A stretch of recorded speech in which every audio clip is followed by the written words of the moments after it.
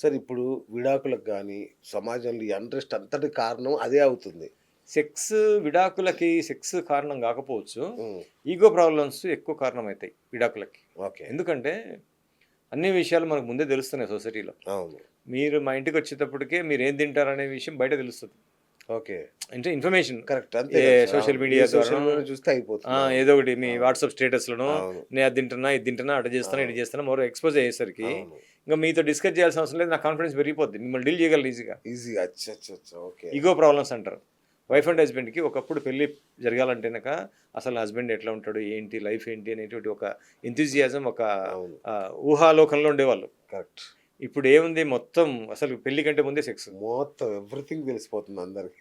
పెళ్లి కంటే ముందే మొత్తం అవును. రిస్పాన్స్. అవును. సో ఇక్కడ ఏమైందంటే గనక ఓవర్ ఎక్స్‌పోజ్ కావడం వలన ఇగో ప్రాబ్లమ్, ఇండివిడ్యువలైజేషన్ రావడం వల్ల నేను చూస్తాను కదా! చాలామంది తెలిసిన వాళ్ళు మంచి మంచి వండర్‌ఫుల్‌గా కోట్లు ఖర్చు పెట్టి, లక్షలు ఖర్చు పెట్టి పెళ్లిళ్లు పెళ్లి చేసి చేస్తారు. అవును. వితిన్ 6 మంత్స్‌లోనే ఎంత బాధాకరం తల్లిదండ్రులకి. అదేనండి. ఇక్కడ ఏమైందంటే గనక ఈగో ప్రాబ్లమ్.